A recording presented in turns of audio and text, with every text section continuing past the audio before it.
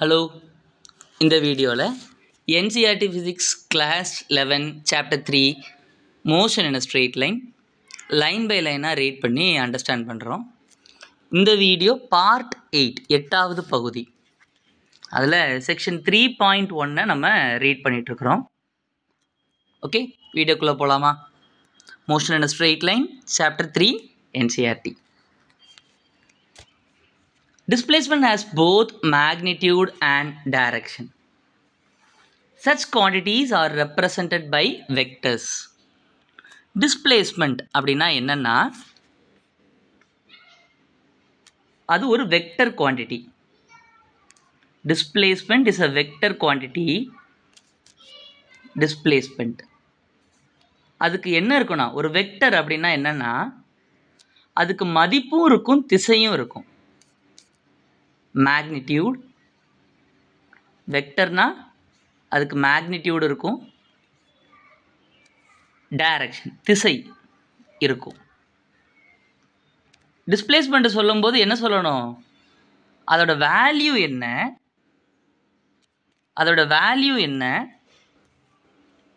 அப்புறம் அது எந்த டைரக்ஷனில் பாயிண்ட் பண்ணுது ரெண்டுமே சொல்லணும். So displacement is a vector. Displacement is a vector. வெக்டர்னா என்ன, அதுக்கு ஒரு மதிப்பு இருக்கும், அதுக்கு ஒரு திசை டைரக்ஷனும் இருக்கும். Okay, you will read about vectors in the next chapter. அடுத்த சாப்டரில் வெக்டரை பற்றி இன்னும் தெளிவாக வருது அப்படின்னு சொல்லியிருக்காங்க. Presently we are dealing with motion along a straight line, also call rectilinear motion.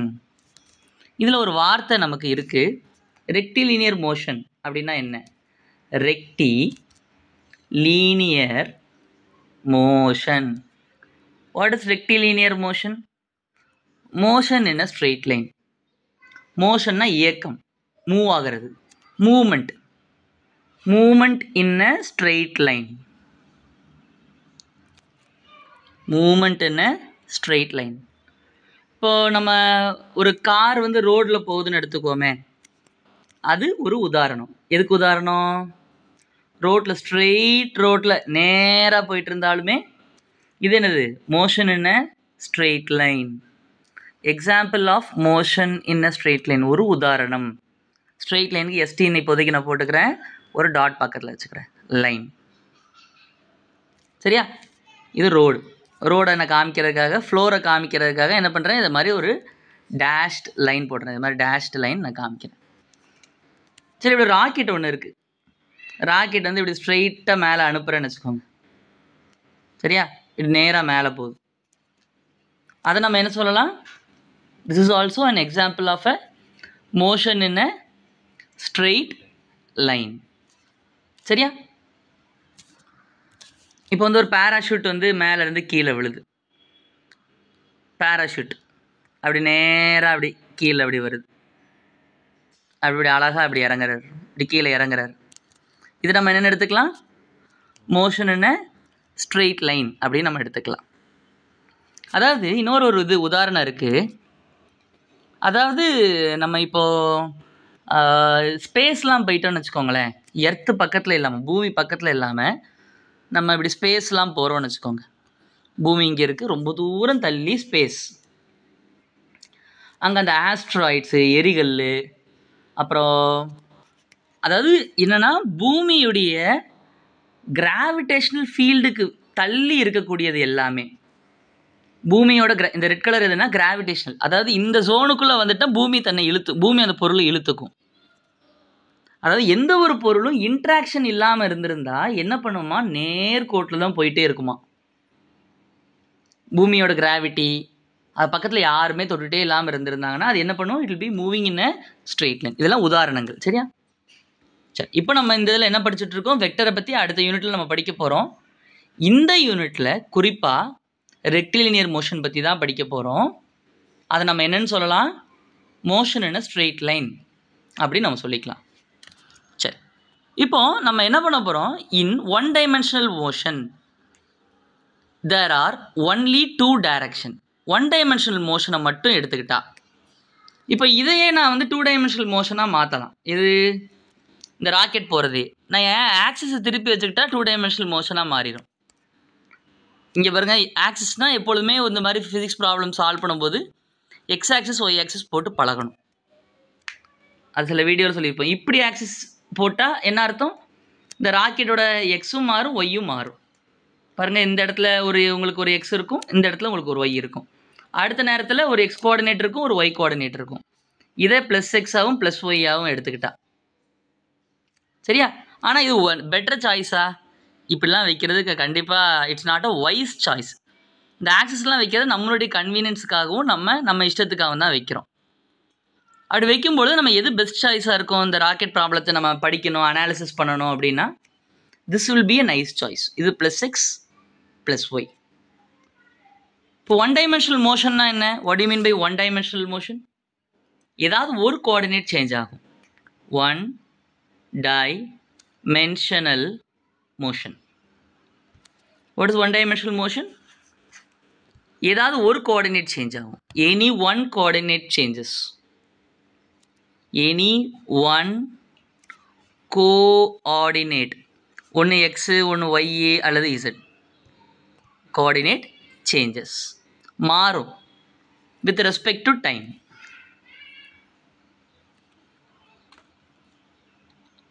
சரியா? ஸோ 1 டைமென்ஷனல் மோஷன்னா எனி ஒன் கோஆர்டினேட் சேஞ்ச். இப்போ 1 டைமென்ஷனல் மோஷனாக நமக்கு என்ன இருக்கணும்னு அதில் சொல்லியிருந்தாங்க. What we have been told with 1 dimensional, அதுக்கு வந்து 2 டைரக்ஷன் தான் இருக்கும். என்ன டைரக்ஷன் இருக்குன்னு சொல்கிறாங்க? ஒன்று ஃபார்வேர்டு அல்லது பேக்வேர்டு அல்லது அப்பு அல்லது டவுன்.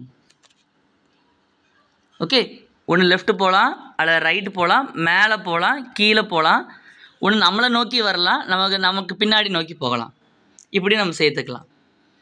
ஓகே, ஸோ அதனால் என்ன பண்ணுறாங்க, in which an object can move 2 டைரக்ஷனில் மட்டும்தான் மூவ் ஆக முடியும். 1 டைமென்ஷனல் மோஷன் அப்படின்னா ஏதாவது 2 டைரக்ஷன் தான் இருக்கும். 1 dimensional motion will have only 1 dimensional motion, any one coordinate change. Point number 1. 1 dimensional மோஷன்னா அடுத்த பாயிண்ட் என்னென்னா will have only 2 direction, will have only 2 directions.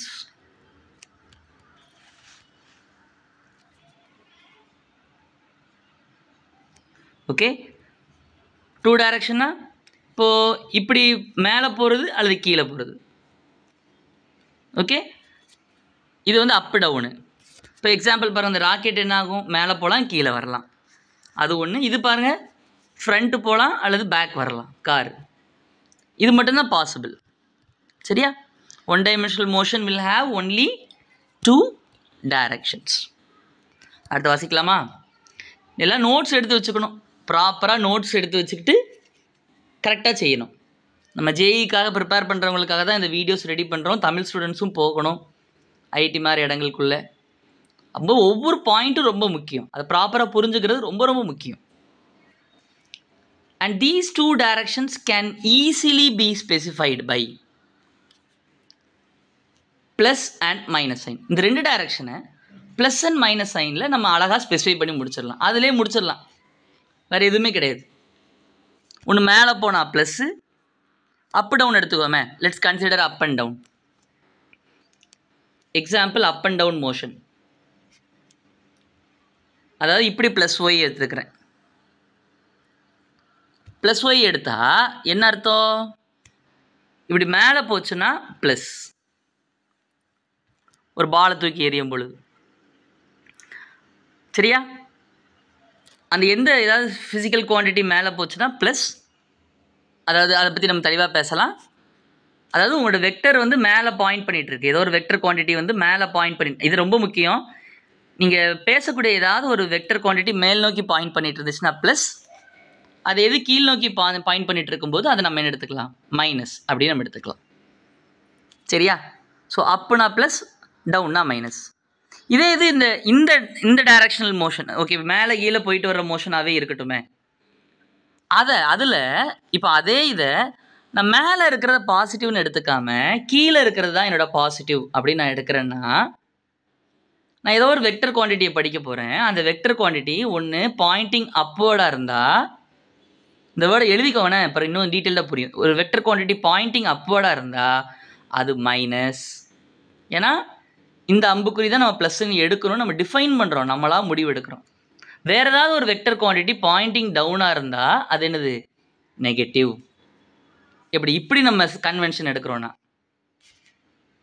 இப்படி ஒரு கன்வென்ஷன் எடுத்தோன்னா ஏதாவது ஒரு வெக்டர் குவான்டிட்டி பாயிண்டிங் அப்னா மைனஸ், ஏதாவது வெக்டர் குவான்டிட்டி பாயிண்டிங் டவுன்னா ப்ளஸ். சரியா? Is it okay? இப்படி எடுத்தால் for this a vector quantity pointing in the direction of this is positive, pointing against எதிரா நம்ம இருந்துச்சுன்னா minus. Okay, for example for a car moving in O to P, ஓலேருந்து பிக்கு நமக்கு ஒரு car போக போகுது இஸ், பார்க்கலாமா? இப்போ ஒரு படம் நமக்கு we have a image in the book. ஓலேருந்து பிக்கு போக போகுது. முதல்ல எங்கே இருக்குது? ஓ அப்படிங்கிற நிலையில் இருக்குது. ஸ்டேட் எங்கே போயிருக்கு? பிங்கிற நிலைக்கு போயிருக்கு. ஸோ ஓங்கிறது இனிஷியல், ஆரம்பம் அப்படி நம்ம எடுத்துக்கலாம். பிங்கிறது என்ன? ஃபைனல், இறுதி அப்படின்னு நம்ம எடுத்துக்கலாம். பயணம், எந்த பயணத்தை மட்டும்தான் நம்ம ஆய்வுக்கு உட்படுத்துகிறோம்? Which journey we are going to consider from O to P. Consider a journey O to P. Delta x என்ன? x2 minus x1. x2 என்ன? plus 360 metre. x1 என்ன?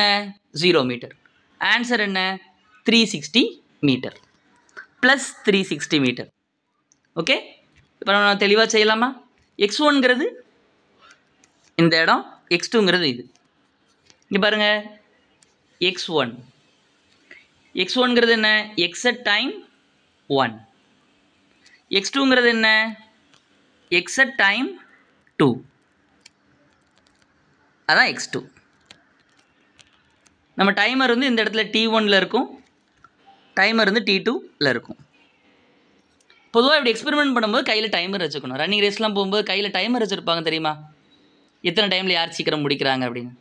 அவன் ஒவ்வொரு டைம்லையும் எங்கெங்கே இருக்குங்கிற தகவல் நமக்கு தெரிஞ்சிருக்கும். அப்போனா தான் மோஷனை படிக்க முடியும், இயக்கத்தை படிக்க முடியும். அந்த பொருள் ஒவ்வொரு காலத்துலேயும் ஒவ்வொரு நேரத்துலையும் for each time where the ஆப்ஜெக்டிவ்ஸுங்கிறது பக்காவாக தெரிஞ்சிருந்தால் தான் we can study. So what is delta x? Delta எக்ஸ்னால் என்ன? It is x2 minus x1. x2 minus x1. x2 என்ன? What is x2? plus 360 metre. x1 என்ன? 0 மீட்டர். சரியா? இப்போ இந்த x2ல சப்ஸ்டியூட் பண்ணுங்க. என்ன வாட் would be? 360 மீட்டர். x1ல சப்ஸ்டியூட் பண்ணா plus 360 metre. I'm sorry, plus 360 metre. அப்படி தான் போடணும்னே, அப்படி தான் கரெக்டாக ஆன்சர் வரும். minus 0 meter. Okay, so answer என்ன வரும்? ப்ளஸ் 360. யூனிட் என்ன? மீட்டர். நம்ம ஜேர்னி எங்கேருந்து எங்கே வரைக்கும் நடந்திருக்கு? ஜேர்னி ஃப்ரம் யாரில் இருந்து? பயணம் எங்கேருந்து எங்கே வரைக்கும்? O to P. ஸோ இதை 1ன்னு எடுத்துக்கிறோம், இதை 2ன்னு எடுத்துக்கிறோம். சரியா? Delta X. Okay, the displacement has a magnitude 360 meter and it is directed in the positive x direction as indicated by a positive sign. இந்த இடப்பெயர்ச்சியை, இந்த டிஸ்பிளேஸ்மெண்ட்டை நம்ம என்ன கொடுக்குறோம்? அதுக்கு வேல்யூ என்னென்னா 360 மீட்டர், 360 மீட்டர். அண்ட் அது எந்த டைரக்ஷனில் இருக்குது? டிஸ்பிளேஸ்மெண்ட் இடம் பெயர்ந்துருக்கு. It is directed in the positive x direction as indicated by positive sign. இந்த முன்னாடி ப்ளஸ் இருக்குல்ல, அந்த ப்ளஸ் சைன் தான் எதை குறிக்குது? அந்த டிஸ்பிளேஸ்மெண்ட் O to P நடந்திருக்கு. இப்போ நான் ஒரு பிங்க் கலரில் ஒன்று வரைஞ்சேன்னா அந்த படத்தில், வாட் இஸ் தட்? ஒரு பிங்க் கலரில் இருந்தால் வரைஞ்சிருக்கோம்ல, ஒரு லைன் போட்டு ஆரோ போட்டிருக்கேன்னா, what is that? The displacement from taken place from O to P. இடப்பெயர்ச்சி, the displacement O to P. சரியா?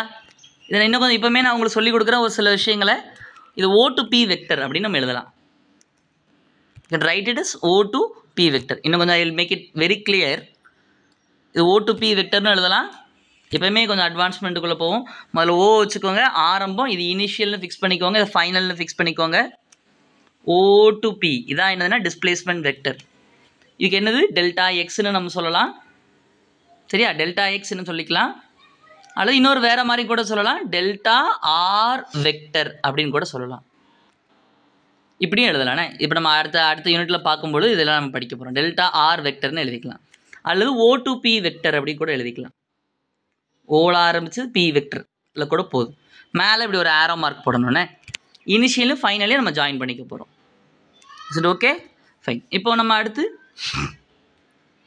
அந்த பாசிட்டிவ் சைன் எதை குறிக்குது? அந்த ஆரோ மார்க் எதை பாயிண்ட் பண்ணிட்டு இருக்கு? இந்த arrow mark is pointing the +6 direction. இந்த ஆரோ மார்க்குடைய தலையை பாருங்களேன், அதை எதை பாயிண்ட் பண்ணுது? இந்த +6 டைரக்ஷன் டினோட் பண்ணுது. ஓகே, அந்த டைரக்ஷன் இப்படி போனால் +6, இப்படி போனால் -6. அதனால் இந்த ப்ளஸ் வந்து அதை தான் டினோட் பண்ணுது. Okay, fine. Similarly the displacement from P to Q பார்க்கலாமா? ஜேர்னி பயணம் எங்கே? அதே போல் journey from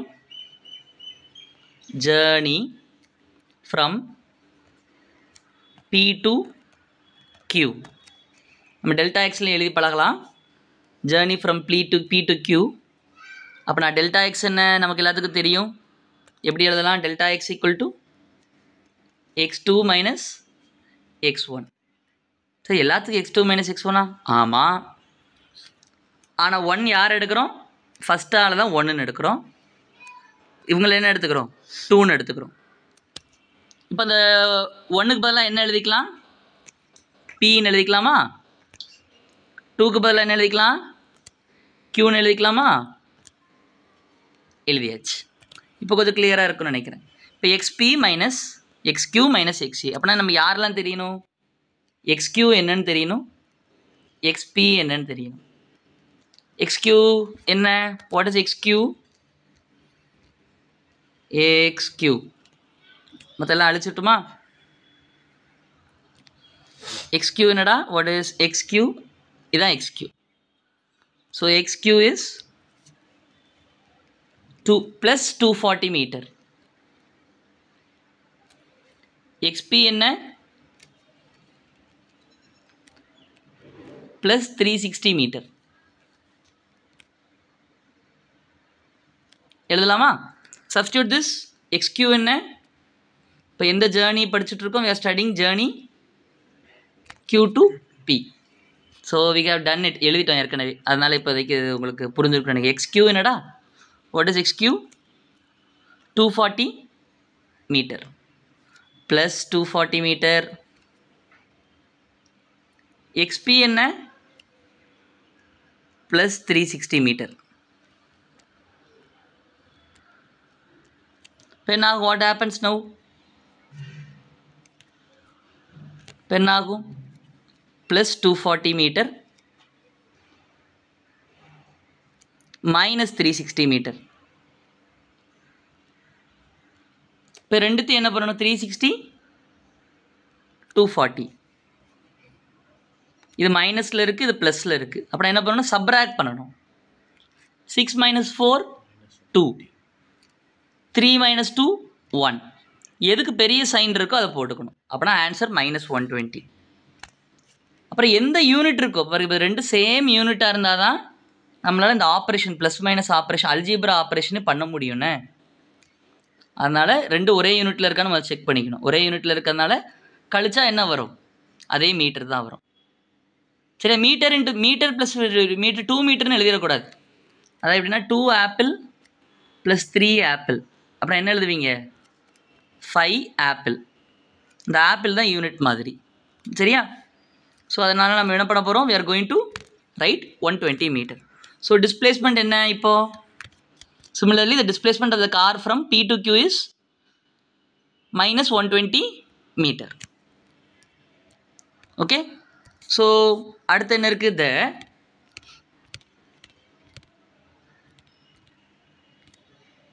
negative sign indicates the direction of the displacement. P to Q. P எங்க இருந்துச்சு? We had P. படத்தில் காமிச்சிருந்தேன்.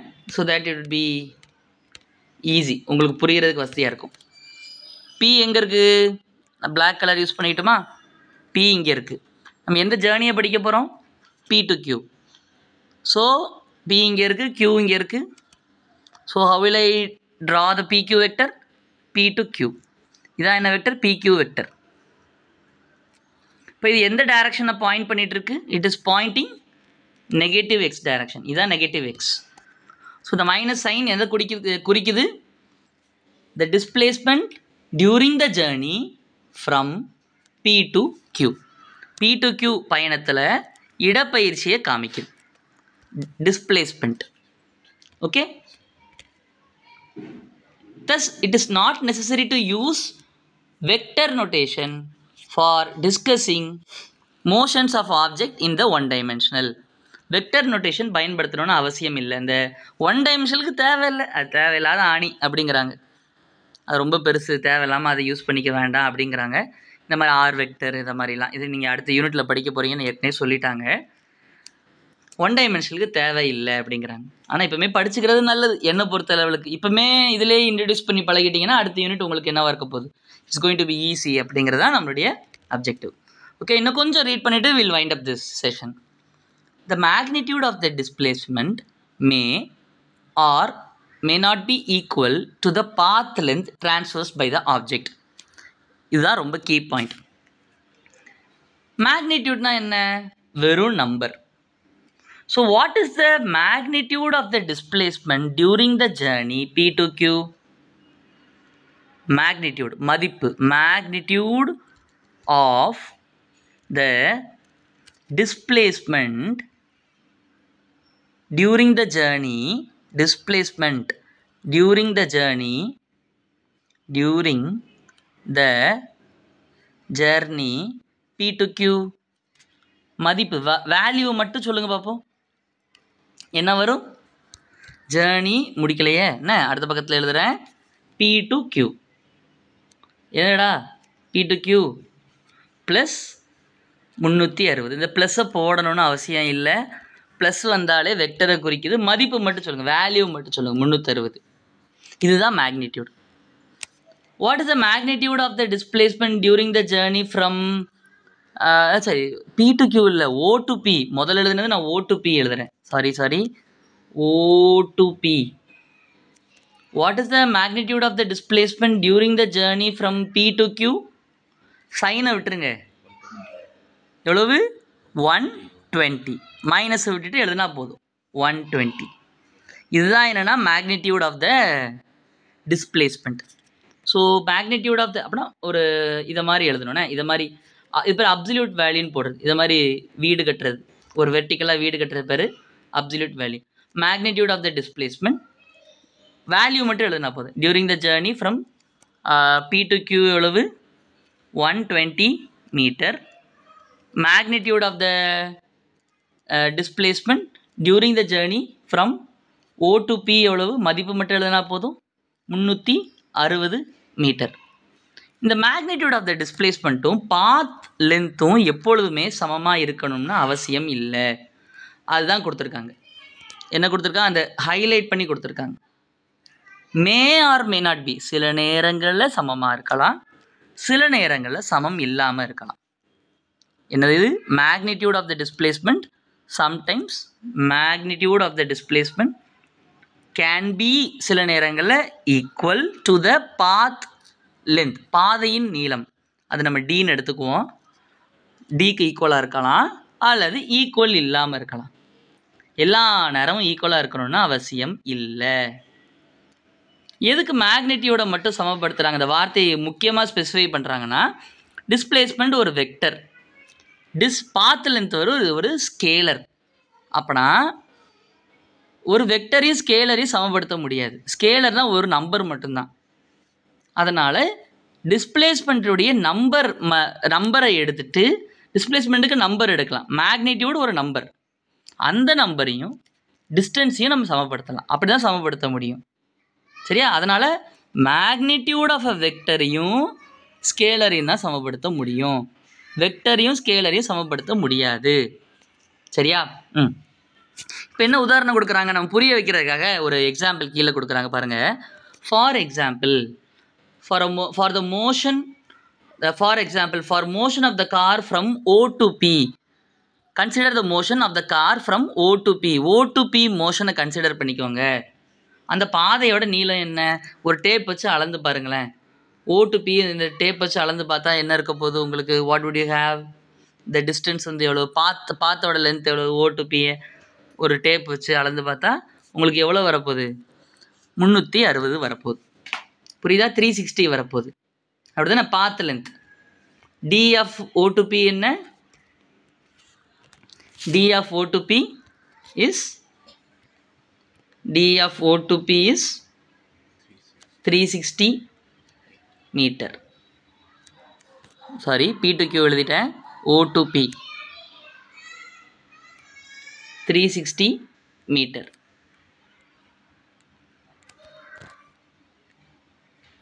அடுத்து என்ன பண்ணுறாங்க? What is that next?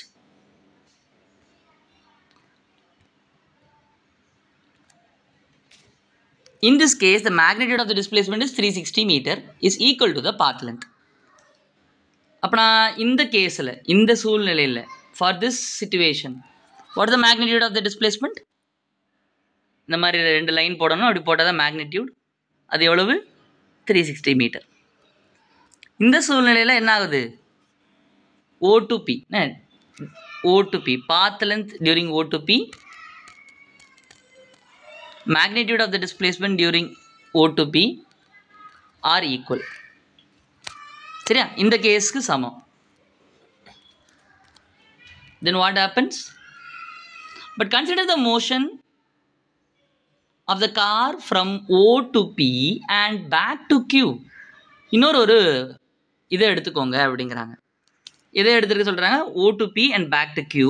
In this case, the path length is 360 meter plus 120 meter, that is equal to 480 meter. However, the displacement is 240 meter and 0 meter. Thus, the magnitude of the displacement 240 meter is not equal to the path length. என்ன சொல்கிறாங்க? இப்போ இன்னொரு பயணத்தை நீங்கள் எடுத்துக்கோங்க அப்படிங்கிறாங்க. What is that journey? That journey is from O to P and P to Q. இந்த பயணத்தை கருத்தில் கொள்க. Consider the journey from O to P to P to Q. O to P, அதுக்கடுத்து எங்கே போயிருக்கு? திரும்பி வந்துட்டு Qக்கு வந்துடுச்சு. இந்த பயணத்தை எடுத்துக்க சொல்லியிருக்காங்க. ஸோ இங்கேருந்து இங்கே ட்ராவல் ஆகிறதுக்கு O to P வரைக்கும் எவ்வளோ தூரம் நம்ம போயிருக்கோம்? 360 மீட்டர் போயிருக்கும்.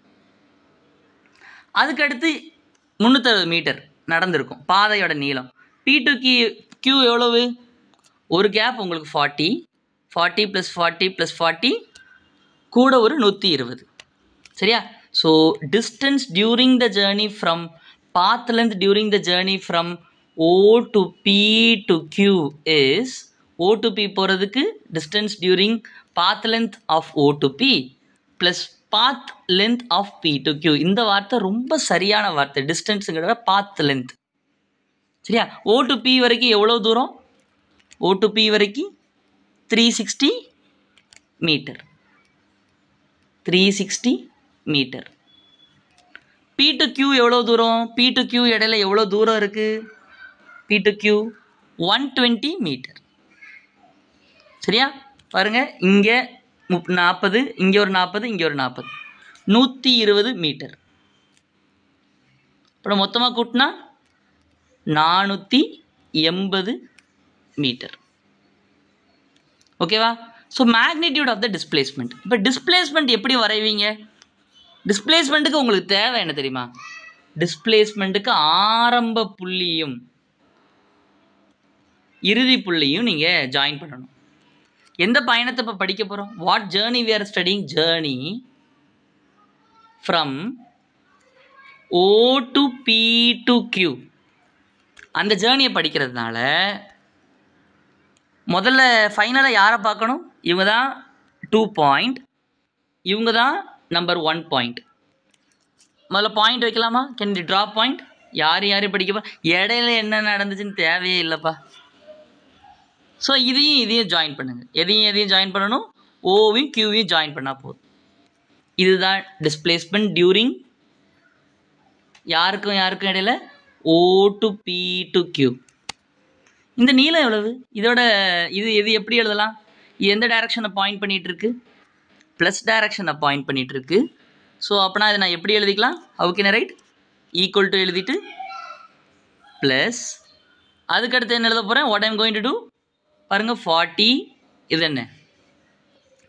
40, 80, 120, 160, அடுத்து 200, 240, அப்புறம் ப்ளஸ் 240 அப்படின்னு நம்ம சொல்லலாம். சார் ஃபார்முலா அப்படி வேறு எதுவும் சார் சொல்லி கொடுத்தீங்க. அப்படி பண்ணாலும் இதே ஆன்சர் தான் வரும். அதையும் பண்ணிடுவோமா? இது மேக்னிடியூட் ஆஃப் த டிஸ்பிளேஸ்மெண்ட் போட்டனோ? ஓகே, வெறும் டெல்டா எக்ஸ் போடுவோம். டெல்டா எக்ஸ் இது மேக்னிடியூட் ஆஃப் த டிஸ்பிளேஸ்மெண்ட் இல்லை, displacement during the journey O to P to Q. வேறு எப்படி நம்ம ஸ்ட்ரக்சர்டாக படித்தோம்? ஸ்ட்ரக்சர்னா ஒரு மாதிரி ஃபார்முலா படித்தது.